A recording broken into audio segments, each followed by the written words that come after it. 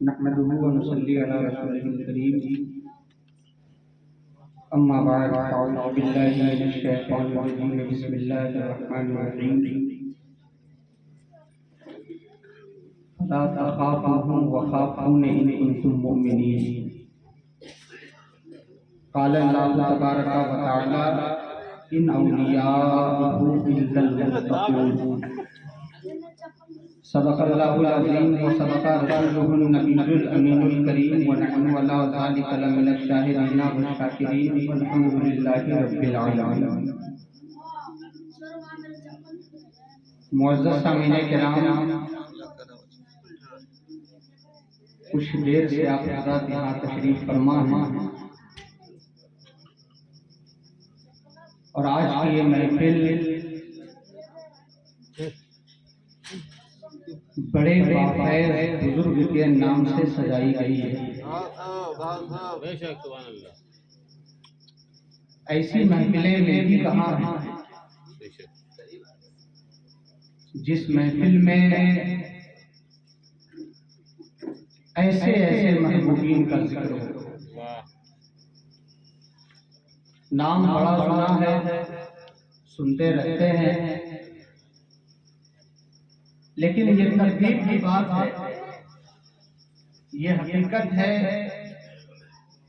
کہ جن کا عرص ہو رہا ہے وہ جسے چاہے بلا لیں اور جسے چاہے اس سے سن لیں۔ ہمارا تو بس یہی ایک خیال رہتا ہے کہ کچھ سبق یاد کر کے آئے ہیں ان کو سنانے کے لیے، کچھ سبق یاد کر کے آئے ہیں ان کو سنانے کے لیے، بس ان کی مرضی ہے، جو چاہے وہ نواز ہے۔ بھئی ہمارے اندر تو وہ صلاحیت نہیں کہ کچھ ہم بول سکیں، ایسوں کی شان بیان کون کر سکتا ہے؟ بے شک یہ ایسے لوگ ہیں، ایسوں کی شان بیان کون کر سکتا ہے؟ بس کچھ سبق یاد کیا ہے وہی سنانا ہے، اور بس گزارش یہی کریں گے کہ آپ حضرات اسے دل جمعی کے ساتھ سماعت کریں گے۔ دیکھیں قرآن پاک کی جو آیت کریمہ کی تلاوت کا شرف حاصل کیا، اللہ ارشاد فرماتا ہے جو لوگ ایمان رکھتے ہیں، جو لوگ مومن ہیں، اگر تم مومن ہو تو لوگوں سے نہ اللہ سے ڈرو۔ اگر ایمان رکھتے ہو تو لوگوں سے نہ اللہ سے ڈرا کرو۔ اور اس میں فلسفہ یہ ہے کہ جو اللہ سے ڈرتا ہے ساری دنیا اس سے ڈرتی ہے۔ کیا بات ہے! جو اللہ سے ڈرتا ہے ساری دنیا اس سے ڈرتی ہے، اور جو انسان اللہ سے نہ ڈرے اسے دنیا ڈراتی ہے۔ لیکن ان بزرگوں کے احوال اور ان بزرگوں کے حالات ایسے ہیں کہ ان لوگوں نے پرواہ کسی کی نہ کی۔ اور ایک بات اور بتا دیں، جو لوگ دنیا والوں سے محبت کرتے ہیں، دیکھتے ہیں کتنے لوگ سمجھتے ہیں اس بات کو، جو لوگ دنیا میں محو ہو جاتے ہیں، دنیا والوں سے محبت کرتے ہیں، اگر وہ مر جاتے ہیں تو دنیا انہیں پوچھتی نہیں ہے۔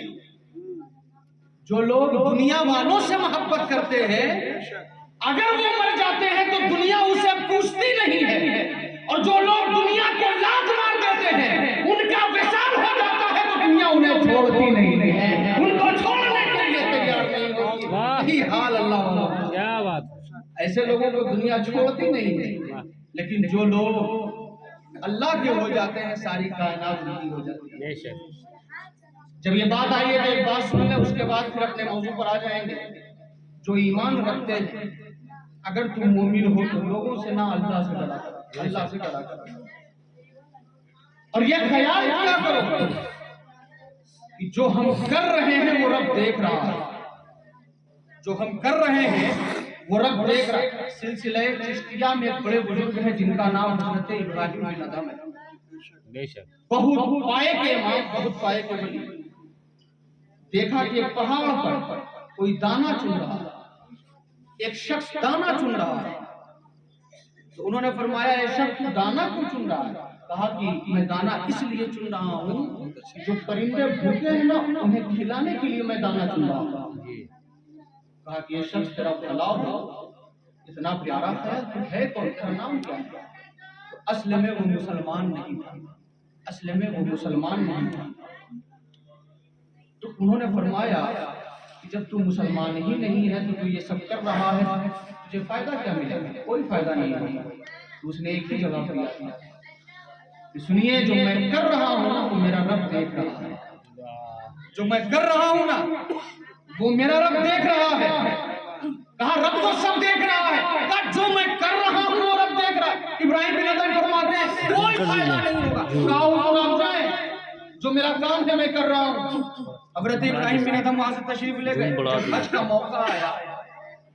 موقع آیا تو کعبہ معظمہ جب پہنچے، خانہ کعبہ کا طواف کرنے کے لیے جب جانے لگے نا تو کیا دیکھے کہ جو شخص دانا چن رہا تھا وہ کعبے کا طواف کر رہا تھا، جو شخص دانا چن رہا تھا وہ کعبے کا طواف کر رہا۔ انہوں نے روک کر پوچھا تو وہی ہے نا، تو مسلمان بھی نہیں تھا؟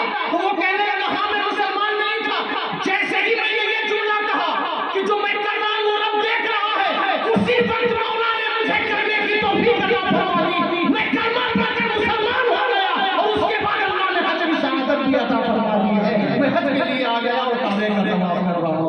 یہ خیال کاش آج میرے دل میں آ جائے، جو ہم کر رہے ہیں وہ رب دیکھ رہا ہے، جو ہم کر رہے ہیں وہ میرا رب دیکھ رہا ہے۔ رب تو سب دیکھ رہا ہے، اگر وہی چیز میرے دل میں آ جائے تو پھر تو ہمارا مقام ہی الفا والا ہو جائے۔ تو میرے کہنے کا مطلب یہ ہے کہ فاران کی چوٹی سے، اب اصل بات جو ہے سماعت کریں گے آپ، فاران کی چوٹی سے اعلان نبوت، آقائے کائنات نے اعلان نبوت فرمایا۔ 40 سال کی عمر پاک میں جب آپ نے اعلان نبوت فرمایا تو وہ تبلیغ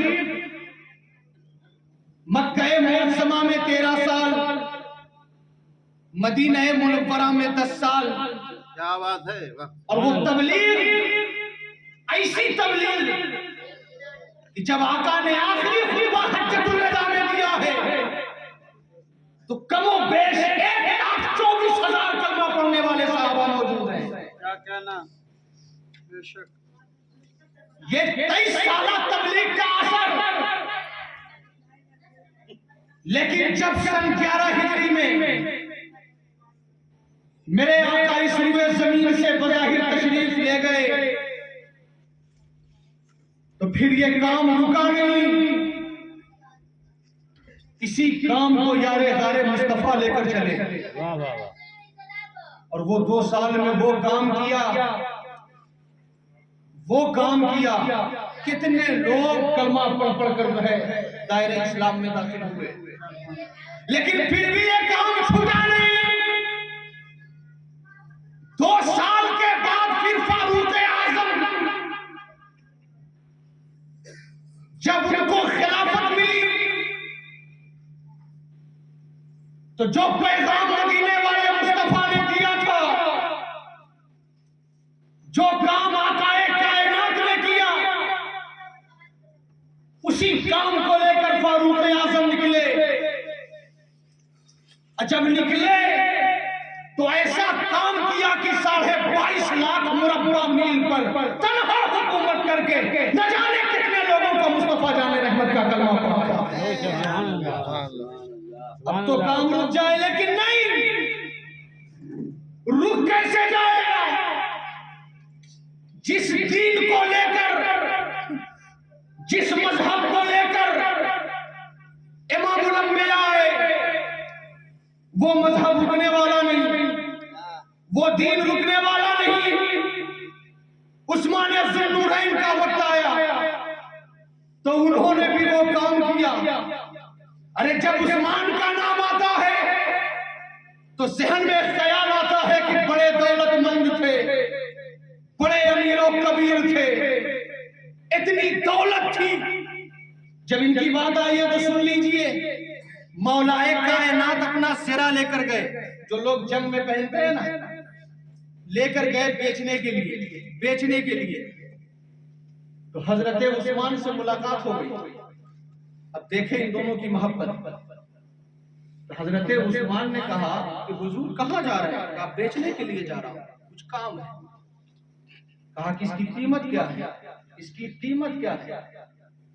تو مولا علی نے جو قیمت بتائی تو اس سے دوگنی قیمت دے کر وہ زرہ جو ہے حضرت عثمان نے خرید لی. جب خریدا نا، خریدنے کے بعد حضرت عثمان نے پھر سے مولا علی کو واپس کر دیا. سنیے گا غور سے، وہ زرہ کو پھر سے مولا علی کو واپس کر دیا. تو مولا علی کہتے ہیں کہ آپ نے واپس کیوں کر دیا؟ تو جانتے عثمان کا جواب سنو. آج بھی اہل ایمان کا ایمان تازہ ہو جاتا ہے. حضرت عثمان جواب دیتے ہیں کہ حضور اس زرہ کو پہننے کے لیے خدا کا شیر چاہیے، اور اس جہان میں کوئی خدا کا شیر ہے تو آپ کے علاوہ کائنات میں کوئی دوسرا نہیں ہے. وہ آپ کی ذات ہے. مولا علی کے حوالے کیا ہے. اور مولا علی جب وہاں سے نکلے ڈائریکٹ مصطفیٰ کی بارگاہ میں گئے، اور جانے کے بعد مولا علی عرض کرتے ہیں یا رسول اللہ، جب میں اپنا زرہ لے کر نکلا حضرت عثمان سے ملاقات ہو گئی. عثمان نے کہا کہ زرہ کیا کر رہے ہیں؟ یہ جو ہے بیچنا ہے. تو میں نے کہا ہاں بیچنا ہے. جو قیمت بتائی تھی دوگنی قیمت دے کر خریدی ہے، اور خریدنے کے بعد واپس کر دی. اور یہ فرمایا ہے کہ یہ زرہ پہننے کے لیے خدا کا شیر چاہیے. جیسے ہی یہ جملہ مصطفیٰ نے سنا ہے کھڑے ہو گئے، اور آقا نے دعا کے لیے ہاتھ اٹھایا اور دعا کرتے ہیں اے مولا میں عثمان سے راضی ہو گیا، تو بھی عثمان سے راضی ہوگا، تو بھی عثمان سے راضی ہوگا. ایسی ذات کو جو ہے مولا کائنات کہتے ہیں، شیر خدا کہتے ہیں، خدا کا شیر کہتے ہیں. اور خدا کا شیر کوئی اور نہیں بلکہ مولا علی. کیا کہنا، سبحان اللہ سبحان اللہ. حضرت عثمان نے وہ کام کیا، لیکن آپ کو معلوم ہے کہ ان کی شہادت ہوئی اسی کام کو کرتے کرتے. جب دشمنوں نے وار کیا ہے تو قرآن کی تلاوت کر رہے ہیں. خون کا فوارہ جب اڑا ہے تو قرآن کی اوراق پر.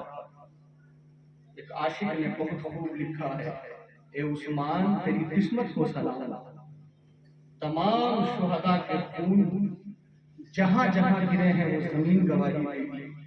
کسی کا خون احد میں گرا، کسی کا خون بدر میں گرا، کسی کا خون حنین میں گرا، کسی کا خون صفین میں گرا. لیکن قربان جائیے اے عثمان، یہ سب کے خون کی گواہی وہ زمین دے گی، لیکن آپ کے خون کی گواہی قرآن کے اوراق دیں گے. قرآن کے اوراق دیں گے. آپ کی قسمت کو سلام. لیکن مولا علی جب آپ کی شہادت ہوئی تو خدا کا شیر میدان میں آیا اور اس کمان کو سنبھالا ہے. اس کام کو اس انداز میں کیا کہ پوری دنیا میں اسلام کا پرچم لہرنے لگا. لیکن یہی مولا کائنات ہے. کام ایسا ہوا، اتنا خوب ہوا کہ آج بھی جب بھی نام آتا ہے لوگ اشش ہو جاتے ہیں. لیکن کام اب تو رک جائے، رکے کیسے؟ ارے اسی دین کو لے کر مدینے والے مصطفیٰ آئے تھے، یہ رکنے کا نہیں ہے. مولا کائنات وہ کام کر رہے ہیں. لیکن مولا علی جب کوفہ میں آپ کی شہادت ہوئی. اور ایک بات اور بتا دیتے ہیں، یہی مولا کائنات کے دو شہزادے ہیں. ایک کو دنیا حسن، ایک کو دنیا حسین کہتے ہیں. بس 5 منٹ میں جہاں ہمیں پہنچانا ہے وہاں پہنچا دیں گے. ایک کو دنیا حسن، دوسرے کو حسین کہتے ہیں. بڑے کا نام حسن، چھوٹے کا نام حسین. لیکن ذرا دیکھو یہ خاندان کیسا ہے، ذرا دیکھو یہ نبی کا خون کیسا ہے، ذرا دیکھو اس خون میں کیسا رنگ ہے، ذرا دیکھو اس خون میں کیسا صبر ہے، ذرا دیکھو اس خون میں کیسا تقویٰ ہے، ذرا دیکھو اس خون میں کیسے پرہیزگاری ہے. جب حسن مصطفیٰ کو زہر دیا گیا تو ان کی بہن سیدہ زینب آئی اور آ کر کہتی ہے بھائی جن لوگوں نے زہر دیا ہے رب کی بارگاہ میں اب دعا کریں ان کی ہلاکت کے لیے اور یہ کہیں مولا انہیں ہلاک کر دے، ان لوگوں نے مجھے زہر دیا ہے۔ سیدہ زینب کہہ رہی ہیں، لیکن امام حسن نے ایک جملہ فرمایا کہ اے بہن زینب ٹھیک ہے، جو میں دعا کروں گا تو آمین کہے گی نا، جو میں دعا کروں گا تو آمین کہے گی نا؟ تو بہن زینب نے کہا ہاں میں آمین کہوں گا، میں آمین کہوں گی۔ تو امام حسن نے دعا کے لیے ہاتھ اٹھایا اور عرض کرتے ہیں مولا جن لوگوں نے مجھے زہر دیا ہے میں نے اسے معاف کر دیا، تو بھی اسے معاف کر دے۔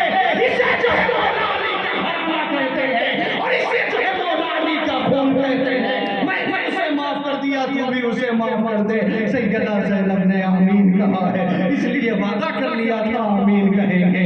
تو اب امام حسن مجتبی پھر ان کے بعد شہید کربلا، سبوں کو معلوم ہے سن 60 ہجری میں میدان کربلا میں جب یہ امام علی مقام وہی کا جو مصطفیٰ لے کر آئے، دیکھیے بات وہی ہے جو مصطفیٰ لے کر جس دین کو آئے تھے اسی دین کے تحفظ کے لیے امام کربلا جا رہے ہیں، بچوں کو لے کر، عورتوں کو لے کر، جوانوں کو لے کر، سب کو لے کر کیوں ایک ظالم یزیدی نے کہا تھا کہ امام اگر جھوٹ بول دیتے یا یزید کو خلیفہ مان لیتے تو 72 کی جان بچ جاتی۔ ایک عاشق نے تڑپ کر کہا کہ تو 72 کو دیکھ رہا ہے، میرا امام قیامت تک کے نانا کی امت کو دیکھ رہا تھا، قیامت تک کے نانا کی امت کو دیکھ رہا تھا، 72 کو قربان کر کے قیامت تک کے نانا کی امت کا ایمان بچا لیا ہے، اسے امام حسین کہتے ہیں، مولا علی کا شہدا تھا۔ لیکن جو کام نبی لے کر آئے وہ دن زیادہ نہیں گزرا،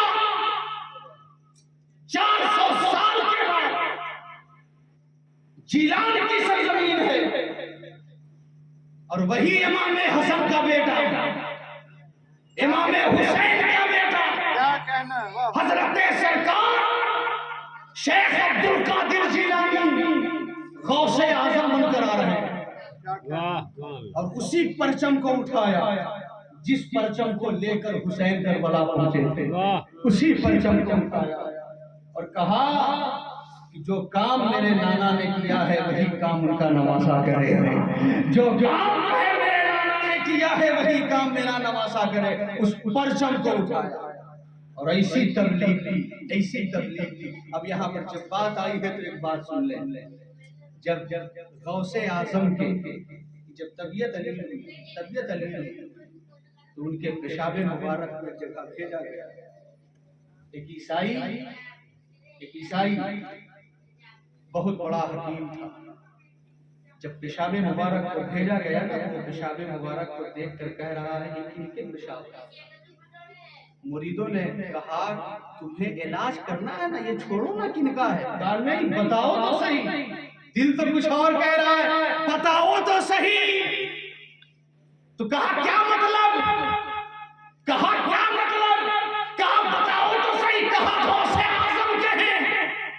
تو اس نے برجستہ کہا تھا کہ جب پیشاب میں اتنی چمک ہے تو ذات میں کتنی چمک ہوگی۔ اسی وقت کلمہ پڑھا ہے اور جو ہے اسلام میں داخل ہو گیا، تو اس کا دیکھا دیکھی کئی سو لوگوں نے اسی وقت کلمہ پڑھ لیا۔ پیشاب مبارک سے بھی تبلیغ ہو رہی ہے، تو ان کلمہ پڑھنے والوں میں ایک شخص ایسا بھی ہے اس نے کلمہ پڑھا، شادی ہوئی، ایک بیٹا پیدا ہوا، چھوٹی سی عمر ہے، غوث اعظم کی بارگاہ میں گئے، کہا حضور دعا کر دیں یہ میرا بیٹا ہے۔ غوث اعظم نے اسے گود میں لیا، پیٹھ پر ہاتھ رکھا اور فرمایا کہ سن تیرا بیٹا وقت کا بہت بڑا بادشاہ ہونے والا ہے۔ جانتے ہو جب یہ غوث اعظم نے فرمایا نا کہ تیرا بیٹا وقت کا بہت بڑا بادشاہ ہونے والا ہے تو وہ بچہ کوئی اور نہیں بلکہ تاریخ میں سلطان صلاح الدین ایوبی ہے۔ جب نزا کا وقت آیا تو ایک حاکم نے کہا سلطان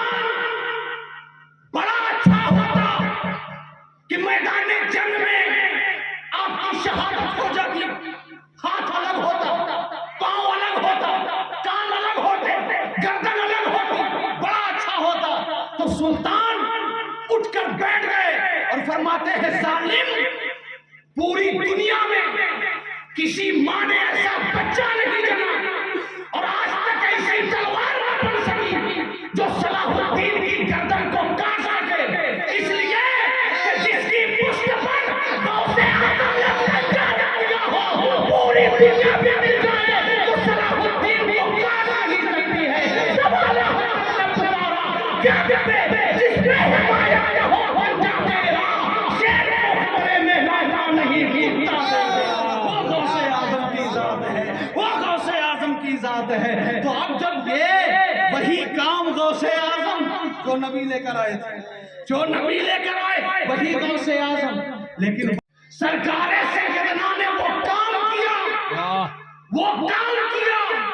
कि ये पूरा इलाका जहां जहां मस्जिद से हय्या अला सलाह की सदा बुलंद हो रही है, तो ये किसी बाप का देन नहीं, किसी बाप का देन नहीं है, बल्कि सरकार सैयदना धरी के कदमे नाज़ की बरकत है। आज हर मस्जिद से हय्या अला सलाह की सदा, क्या बात है। आप जब आए, आपकी शादी सुरहरपुर में हुई। सुरहरपुर जो कि चौछाए मुक़द्दसा से मुत्तसिल है। आपकी अहलिया मोहतरमा जब आपकी तशरीफ आवरी अमजर शरीफ में हुई तो सरकार सैयदना के 3 शहजादे हुए। याद कर लीजिएगा, देखिए हम कोई किताब पढ़ने के लिए नहीं आए, बस चंद बातें आप तक पहुंचाने की कोशिश करेंगे। 3 शहजादे पैदा हुए, इसलिए कि जान कर कोई काम करो तो मजा ही कुछ और है, जान कर कोई काम करो तो मजा ही कुछ और है। 3 शहजादे बड़े, मंझले और संजले छोटे, 3 शहजादे। लेकिन सरकार सैयदना के जो मंझले शहजादे हैं, हजरत सैयद शाह जलालुद्दीन अब्दाल कादरी रजी अल्लाह ताला, ये मंझले शहजादे हैं, मंझले शहजादे हैं। और आपकी तारीख विलादत 849 हिजरी है। आपकी तारीख विलादत 849 हिजरी है, यानी 849 हिजरी में सरकार सैयदना के मंझले शहजादे की विलादत हुई। जब आपकी विलादत हुई, इतने पाए के वली हैं, साल साल भर मुराकबे में रहते। ऐसे लोग हैं साल साल भर तक ना कुछ खाते ना कुछ पीते। अभी इतराज होता है कि ये लोग भूखे कैसे रह जाते थे, ये लोग प्यासे कैसे रह जाते थे, भूख बर्दाश्त कैसे हो जाती थी, प्यास बर्दाश्त कैसे हो जाती थी। तो इन लोगों को आज तक ये समझ नहीं आया। क्यों? जानते हो कि ये भूख का वस्फ कहां से मिला? आज एक पोल खोल ही देते, एक राज है जो बता, शायद जिंदगी में कभी सुना होगा, शायद जिंदगी में कभी सुना होगा। सरकार 100वें विसाल का रोजा रखते, ये सब लोग हदीस से साबित है, और कई कई रोज तक न खाते न पीते। तो सहाबा ने नकल करना शुरू किया। तो जब नकल करना शुरू किया ना, तो मस्जिद छूट गई, कमजोर हो गए, बिस्तर पर लेट गए। सरकार ने बुलाया, सरकार फरमाते हैं क्या वजह है, कितने कमजोर हो गए? कहा हुजूर देखा देखी रोजा रख रहे थे, देखा देखी कर रहे थे। कहा ऐसा ना करना, अजुकुम मिसली, मेरे मिसल कौन हो सकता है? अरे मैं वो हूँ जो मेरा रब खिलाता है, मेरा रब मुझे खिलाता है, मेरा रब मुझे खिलाता है, मेरा रब मुझे खिलाता है। तो उसी नूर का एक हिस्सा सरकार सैयदना अली की जात में मौजूद है। उन्हीं का शहजादा साल गुजर जा रहा है, अपने नहीं खा रहा है। तो हम एक अंदाज में ये कह लेते हैं, यही जवाब होगा, यही जवाब होगा कि मेरा रब मुझे खिलाता है, मेरा रब मुझे खिलाता है। ये उसी नूर के चश्मो चराग है, यही मुस्तफा का खानदान है, यही मुस्तफा का खानदान। कई कई रोजना साल साल भर मुराक़बे में। लेकिन जब आप उलूमे दीनिया से अल्लामा भीकन बिहारी जो तज़किरे में आया है, बिहार शरीफ शायद सैयदना से कहा गया कि हुजूर बच्चों की तालीम के लिए बच्चों को आप पढ़ाएं, कहा इतनी फुर्सत कहाँ है, اتنی فرصت کا ظاہر سی بات ہے ایسے لوگوں کو فرصت نہ رہتی ہے جن لوگوں کا دل رب سے لگ جائے دنیا نظر ہی نہیں آتی ہے نظر ہی نہیں آتی ہے اور سیدنا کی وہ ذات ہے سیدنا کی وہ ذات ہے ایسی ذات ہے اللہ اکبر اگر ہم تو کہتے ہیں نا کہ ہندوستان میں نائب غوث اعظم کو دیکھنا ہے تو سیدنا کو دیکھ لو یہ نائب غوث اعظم کو دیکھنا ہو تو سیدنا علی کو دیکھ لو یہ پوری نیابت لے کر بغداد سے چلے تو علامہ بیگم بہاری آ رہے ہیں تو ان کو بھی بیٹا نہ ہو رہا تو اب ظاہر ہے نا دل میں تو کچھ خواہش رہتی ہے نا دل میں تو کچھ خواہش رہتی ہے نا کہ حضور کے یہاں جا رہے ہیں کچھ تو مل ہی جائے گا کسی نے کام مل جائے گا اور سیدنا کی دعا سے بیٹا بھی ہو گیا تو اب یہ بڑا لمبا واقعہ ہے لیکن بہرحال منجلے شہزادے 849 ہجری میں آپ کی ولادت ہوئی اور جب آپ کی شادی ہوئی نا تو آپ کے گھر میں 2 شہزادے ہوئے یعنی حضرت سید شاہ جلال الدین ابدال قادری یہ سرکار سیدنا کے منجلے صاحبزادے ہیں تو جب ان کی شادی ہوئی تو آپ کے گھر میں 2 شہزادے ہوئے 2 شہزادے ہوئے ایک کا نام حضرت سید شاہ آدم ابدال قادری ہے اور دوسرے کا نام صاحب عرفاں حضرت سرکار سیدنا سلیمان ہے یہ 2 شہزادے ہیں مطلب دونوں شہزادے سرکار سیدنا کے پوتے ہو گئے تو سرکار سلیمان کی ولادت 889 ہجری میں یاد کر لیجئے گا اس کو 889 ہجری میں ہے اور آپ کے والد کی ولادت 849 ہجری اور آپ کی ولادت 889 ہجری ہے 889 ہجری میں جب آپ کی ولادت ہوئی تو سلیمان نام کے جب ولادت ہوئی نا تو آپ کے والد بزرگوار جنات کی جماعت کو اسلام کی تلقین کر رہے تھے یعنی جنات کی جماعت کو پڑھا رہے تھے سمجھا رہے تھے کسی نے جا کر کہا حضور شہزادے آئے تو اب جو ہے تبارک اسمہ انہو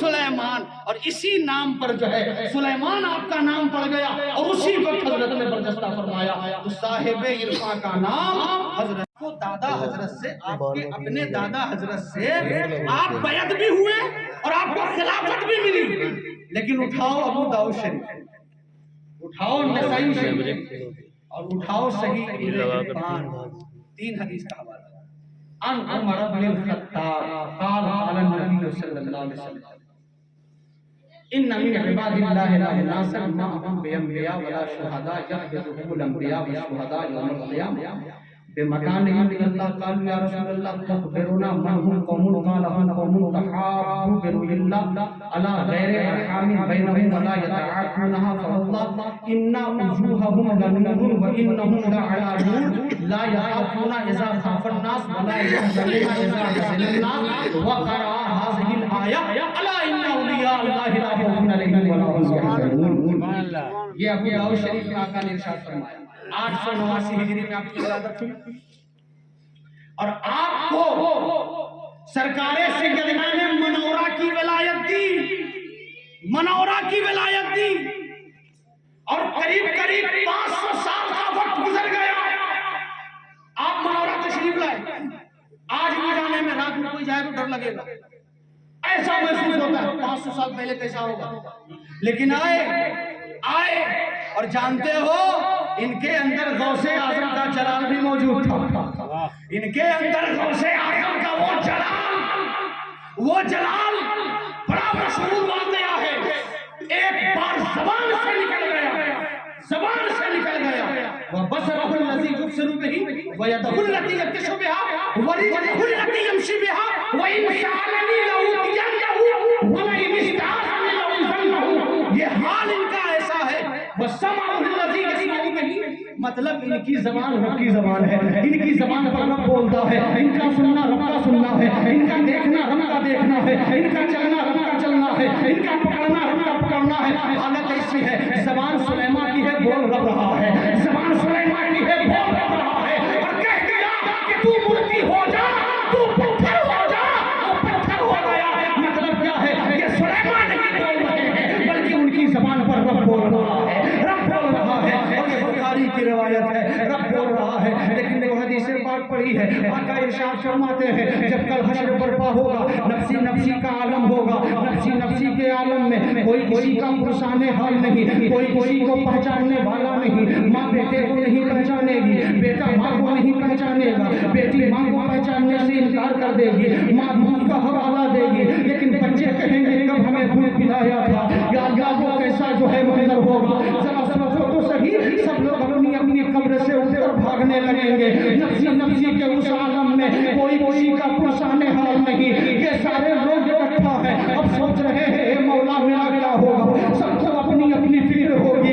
سب کو اپنی اپنی فکر ہوگی، اے مولا میرا کیا ہوگا؟ سب کے دل میں یہی خیال ہے اے مولا میرا حساب ہو جائے، جو ہو جائے وہ ہو جائے، لیکن کوئی کسی کو پوچھنے والا نہیں۔ سارے لوگ اکٹھا ہو کر یہی فیصلہ کریں گے کہ سنو نا، دیر تو بہت ہو رہی ہے، کریں تو کیا کریں، چلو نا آدم کی بارگاہ میں چلتے ہیں۔ سارے لوگ وہاں پہنچے ہیں، آدم علیہ السلام کے پاس جب پہنچے، جا کر یہ عرض کرتے ہیں حضور آپ ہی کچھ کیجئے نا، آج رب کا قہر و جلال بہت عروج پر ہے، آج کسی کو سامنا کرنے کی تاب نہیں ہے، کسی کا عمل وہ عمل نہیں ہے، نہ ہماری نماز ویسی، نہ ہمارا روزہ ویسا، نہ ہمارا حج ویسا، نہ ہماری زکات ویسی، نہ ہماری عبادت ویسی، نہ ہمارے نوافل ویسے، اب رب کا سامنا کون کرے گا؟ آدم علیہ السلام فرمائیں گے کہ سنو آج میں بھی کچھ کام نہیں آنے، لیکن آدم بھیج رہے ہیں، شیش بھیج رہے ہیں، حضرت نوح بھیج رہے ہیں، حضرت موسیٰ